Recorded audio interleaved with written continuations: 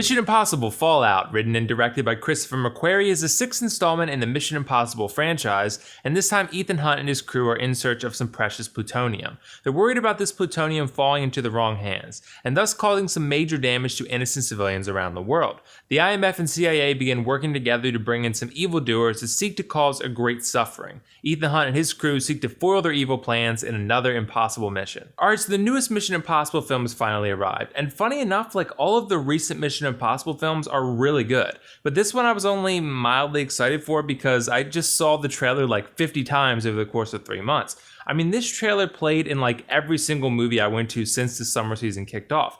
It was just crazy how much this movie was marketed. But regardless, I think this film has picked up a lot of buzz for its mostly insane Rotten Tomatoes score. As of me recording this video, it sits at a 98% and an average rating of 8.4 out of 10. Those are truly exceptional scores. But is it really that good? Now, I don't think it's quite that good, but it's still damn good. Fallout is probably the best Mission Impossible film to date, but like I mentioned, the recent ones have all been really good, so there's not like a massive gap in quality here. This film's strongest suit is clearly the action. It's thrilling, it's fast-paced, and it definitely carries the film to where it needs to go. There's some exceptional chase scenes, and some really well choreographed fight scenes too, and the action output is just very satisfying overall. From a pure action standpoint, this is definitely one of the better films I've seen of recent years, especially in the cinematography area. This is a beautiful movie to look at. It's just very beautiful, and my jaw was dropped a lot of this movie. The cinematography just captures the essence within the secret agent world that the characters actually inhabit. This is definitely one of the better shot films I've seen this year. However, this isn't to say or imply that this is a perfect film. It's a little bit under 2.5 hours long, and it for the most part moves at a pretty quick pace.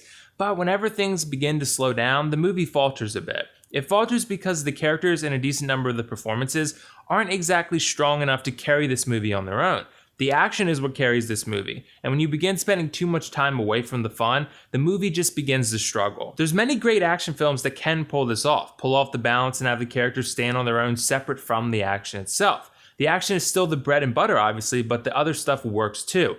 Here I'd say that the story, characters, and performances are adequate, but quality-wise they're not consistent with the action, which is much better. It's funny because I've always felt like Tom Cruise was adequate in this role. I don't think I've seen him as a top-flight performer ever, but I've always considered him to be a good one, a solid one. Here it kind of feels like we've seen a lot of the same things from him before. The main problem I have with both his performance and Ethan Hunt as a character is that I don't feel all that connected to him. The action makes me feel anxious because the characters are just in some ridiculously tense situations, but I struggle to find a true emotional investment in Ethan Hunt's well-being.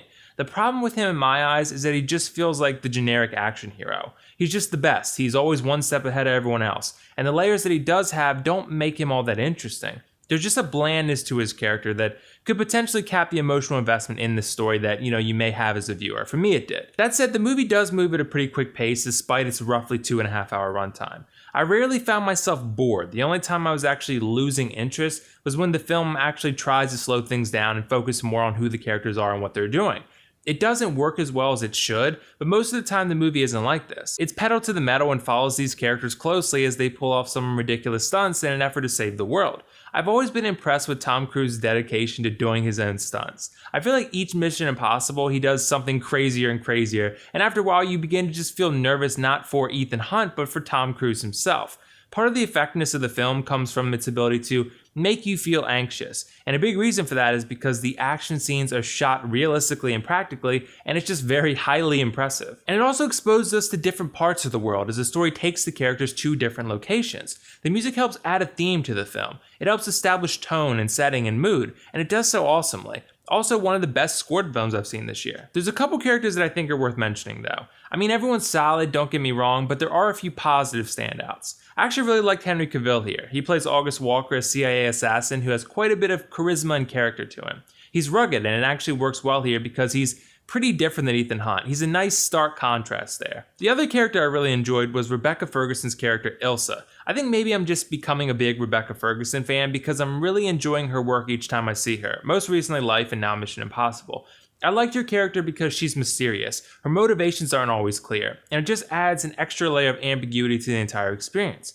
All the characters are fine, but those two stood out above the rest to me. Generally though, this movie has a lot of twists and turns, and I like that. There's plenty of surprises, and there's a lot that will keep your attention considering there's so much craziness going on most of the time. That said, there are times where I feel like things become a little difficult to follow. There's just so much going on here with so many moving parts. I think for the average viewer, the spectacle will be way more satisfying than what the story itself has to offer, which is fine with a lot of people, I'm thinking.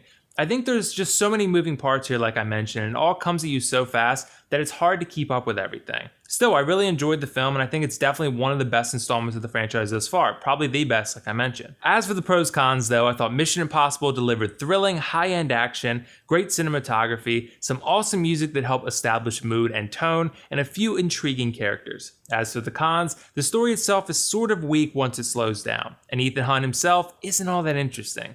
Overall, I'm still going to give Mission Impossible Fallout a 9 out of 10 and recommend you check this one out in theaters if you're looking for a fun time. Just remember it's 2.5 hours long. If you haven't seen the others, I think you'd still be fine going to see this one. So did you guys see Mission Impossible Fallout yet? What did you think of it? And if not, let me know why not. And also let me know what your favorite film of summer thus far is. For me, it's clearly Infinity War. You guys just know me so well by now. Either way, this is WillFoxification signing off. See you in the next video.